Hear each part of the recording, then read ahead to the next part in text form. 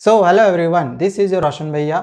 सो बच्चों, इस वीडियो में आज हम लोग प्रूव करने के लिए सीखने वाले हैं कि √5 एक इरेशनल नंबर है। तो कैसे, चलो इसको अच्छे से हम समझते हैं। देखो, जितना भी ये इरेशनल नंबर प्रूव करने वाला क्वेश्चन रहेगा, इसमें याद रख लेना, इसको हम लोग कॉन्ट्राडिक्शन मेथड से बनाते हैं, यानी उल्टा मान लेते हैं। यहाँ पे अगर प्रूव करना है कि √5 एक इरेशनल नंबर है, तो इसका हम उल्टा मान लेंगे कि √5 एक रेशनल नंबर है। तो इसी को हम आगे लिखेंगे कि let us suppose √5 is rational. इसको थोड़ा सा बड़ा करके लिखना चाहते हो तो वो भी लिख सकते हो कि let us suppose the contrary that √5 is rational. Suppose के जगह पे एज्यूम भी लिख सकते हो, कोई दिक्कत नहीं है। अब जब हमने यहाँ पे √5 को एक रेशनल नंबर मान लिया है, तो रेशनल नंबर का फॉर्म क्या होता है? a/b बोल सकते हो या p/q भी बोल सकते हो, जिसमें q is not equal to 0 हो, p और q दोनों प्राइम नंबर होता है, यही होता है रेशनल नंबर।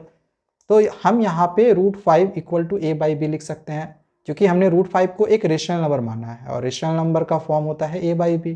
रेशनल नंबर क्या होता है? जिसको हम p/q के रूप में लिख सकते हैं। p/q के जगह पे हमने a/b लिख दिया, कोई दिक्कत नहीं है। अच्छा, यहाँ पर a और जो b होता है ना, ये एक को प्राइम नंबर होता है। तो यहाँ पे ब्रैकेट में साइड में, यहाँ पे ब्रैकेट में साइड में इस तरह से लिख लेना, where a and b are coprime. और ये एक बहुत ही इंपॉर्टेंट पार्ट है इस क्वेश्चन का। अगर इसको नहीं लिखोगे ना तो नंबर कट भी जाएगा। इसको जरूर लिखना। क्यों इसको लिखना है आगे तुम्हें समझ में आएगा। तो याद रखना, यहाँ पर ए और जो बी है ना, वो एक को प्राइम नंबर होता है। को प्राइम नंबर जिसको नहीं आता बता दें कि ये दोनों किसी के टेबल में नहीं आएगा। जैसे कि सपोज कर लो, जैसे 3 और अगर हम 7 की बात करें, तो क्या 3 और 7 किसी के टेबल में आता है? नहीं, तो ये इसको को प्राइम नंबर कहते हैं। या फिर 8 और 9, क्या ये दोनों किसी के टेबल में आता है? नहीं। तुम कहोगे कि भैया ये तो 2 के टेबल में आता है, ये 3 के टेबल में आता है। हाँ, ये 2 के टेबल में आता है, ये 3 के टेबल में आता है, लेकिन कोई ऐसा नंबर है जिसके टेबल में ये दोनों ही आता हो? तो किसी के भी टेबल में ये दोनों ही नहीं आएगा। तो इसी को कहा जाता है को प्राइम नंबर, यानी ये दोनों किसी के टेबल में नहीं आता है। या फिर इसको ऐसे भी बोल सकते हो को प्राइम नंबर का डेफिनेशन, कि जिसका HCF 1 हो उसको हम को प्राइम नंबर कह सकते हैं। और चूंकि ये रेशनल नंबर है, हमने सपोज किया कि ये रेशनल नंबर है, तो रेशनल नंबर में तो डिनोमिनेटर 0 होता नहीं है, तो वही यहाँ पे लिख लिए b is not equal to 0।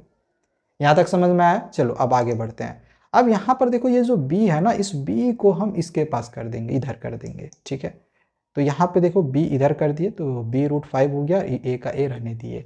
अब इसके बाद हम क्या करते हैं कि दोनों साइड स्क्वायर कर देते हैं, इधर भी स्क्वायरिंग कर देंगे और इधर भी स्क्वायरिंग कर देंगे। तो इसके लिए हम यहाँ पे ऐसे लिख लेंगे, ऑन स्क्वायरिंग बोथ साइड्स। तो स्क्वायरिंग करेंगे, यहाँ पे स्क्वायर कर लिए, यहाँ भी स्क्वायर कर लिए।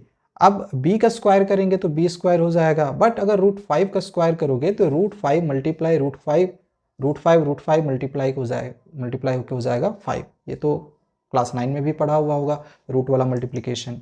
तो यहाँ पे ये हो गया √5 का स्क्वायर 5, और ये b square equal to a का स्क्वायर। अब देखो, यहाँ पर हमें थोड़ा सा ना एक इक्वेशन, पहले एक इक्वेशन 1 मान लेना, और एक लाइन हमें ये लिखना है कि a square is divisible by 5। भाई ये लाइन क्यों लिखना है?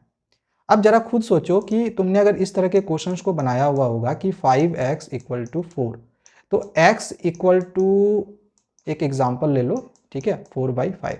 तो इसको तुम इस तरह नहीं लिख सकते हो कि 4 इज डिविजिबल बाई 5, लिख सकते हो ना? तो वही चीज़ यहाँ पर है कि अगर हम 5 को इसके नीचे कर दे तो हम लोग ऐसे लिख सकते हैं a square is divisible by 5, ठीक है। तो जब a स्क्वायर 5 से डिविजिबल होगा ना, तो a भी 5 से डिविजिबल होगा। ये NCERT के एक थ्योरम में दिया हुआ है।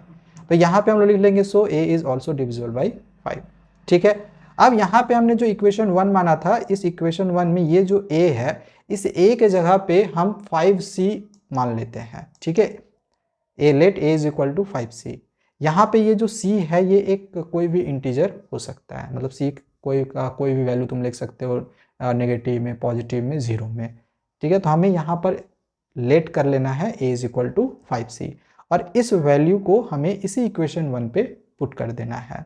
तो यहाँ पे हम 5c पुट करेंगे, लिखेंगे putting a is equal to 5c in equation 1। तो यहाँ पे देख लो, ये जो 5b स्क्वायर है ये तो जैसे का वैसे ही रहेगा, इक्वल टू है, रहने दिए। और a का स्क्वायर, a के जगह पे हमने कितना माना था? 5c। तो देखो a के जगह पे हमने 5c लिख लिया, ये जो a है a के जगह पे हमने यहाँ पे 5c लिखा हुआ है। समझ में आया? यहाँ पे 5c का देखो ये होल स्क्वायर है तो इसका स्क्वायर करना पड़ेगा, और ये तो जैसे का वैसे ही रह जाएगा 5b स्क्वायर, और इसका स्क्वायर करेंगे तो 5 5 जा 25 हो जाएगा, और c का स्क्वायर c स्क्वायर होगा।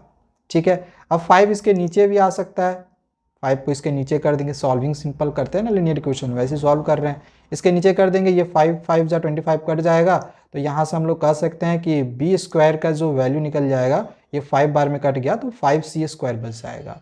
ये 5 बार में कट गया, ये 5 बार में कट गया तो 5c स्क्वायर होगा। ठीक है, जिस प्रकार से हमने यहाँ पे लिखा था कि जैसे अगर यहाँ पे था कि 5b square equal to a square, तो हमने यहाँ पे लिखा था a square is divisible by 5, तो यहाँ पर भी हम लोग लिख सकते हैं ना b square is divisible by 5। यहाँ पे इसी का देखो उल्टा है। ठीक है, तो यहाँ पे हम लोग ऐसे लिख सकते हैं कि b square is divisible by 5। अगर b स्क्वायर 5 से डिविजिबल है तो b भी 5 से डिविजिबल होगा। ठीक है, चलो आगे बढ़ते हैं, यहाँ तक हमने बनाया हुआ है। अभी देखो यहाँ पे क्या आया था कि a इज डिविजिबल बाई 5, और यहाँ पर भी है b is also divisible by 5, मतलब a भी 5 के टेबल में आता है और b भी 5 के टेबल में आता है। इसका मतलब यही हुआ ना। बट जैसे कि मैंने शुरू में ही कहा था, ये बहुत इंपॉर्टेंट पार्ट है इस क्वेश्चन का। यहाँ पे हमने क्या माना था, a और b एक को प्राइम नंबर है, मतलब ये दोनों किसी के टेबल में नहीं आता है, अभी मैंने शुरू में ही बताया था, है ना, a और b किसी के टेबल में नहीं आता है। बट यहाँ पे कैसे हुआ कि a और b 5 के टेबल में आ गया, क्योंकि यहाँ पे है a is divisible by 5, a भी 5 के टेबल में आता है, b is also divisible by 5, b भी 5 के टेबल में आता है। तो ऐसा पॉसिबल है कि एक तो हमने शुरू में मान लिया कि a और b दोनों को प्राइम नंबर है, किसी के टेबल में नहीं आता है, लेकिन बाद में यहाँ पे देख रहे हैं यार गलत आ रहा है, a भी 5 के टेबल में आ जा रहा है, b भी 5 के टेबल में आ जा रहा है, मतलब कहीं ना कहीं हमने कुछ ना कुछ गलती लिखा था। गलती क्या लिखा था कि हमने यहाँ पे √5 को रेशनल मान लिया था, वही गलती हमने कर दिया था। तो इस वजह से हम लोग लिख सकते हैं कि दस a and b have common factor of 5, a और b दोनों का कॉमन फैक्टर 5 है, मतलब दोनों 5 के टेबल में आता है। ठीक है, इसको तुम अपने तरीके से ऐसे भी लिख सकते हो, a and b both are divisible by 5, लिख सकते हो, अपने तरीके से भी लिख सकते हो, कोई दिक्कत नहीं है। ठीक है, a and b both are divisible by 5, ये भी लिख सकते हो। तो जब दोनों ही 5 से डिविजिबल हुआ, यानी दोनों ही 5 के टेबल में जब आ रहा है, तो हम लोग ऐसे लिख सकते हैं कि ना कि ये कॉन्ट्राडिक्शन क्यों अराइज हुआ, ये गलत क्यों हो रहा है, क्योंकि हमने एजम्पशन ही गलत किया था। तो इस वजह से लिखेंगे हम लोग इस तरह से कि so this contradiction is arisen because of our incorrect assumption. यार हमने एजम्पशन ही जब इनकरेक्ट कर लिया है तो कैसे सही आता, तो गलत तो आना ही था। तो इसी वजह से ये जो कॉन्ट्राडिक्शन हुआ ये अराइज हुआ। तो जब ये हमने क्या माना था, हमने एज्यूम किया था कि √5 एक रेशनल नंबर है, जो कि ये एक इनकरेक्ट एजम्पशन था। तो करेक्ट एजम्पशन क्या होता कि ये एक रेशनल नंबर होता, तो हम लोग डायरेक्ट यहाँ पे लिख सकते हैं hence √5 is rational. I hope question समझ में आ गया होगा, बस यहाँ पे तुम्हारा प्रूव्ड लिख देना है, क्वेश्चन कंप्लीट हो गया।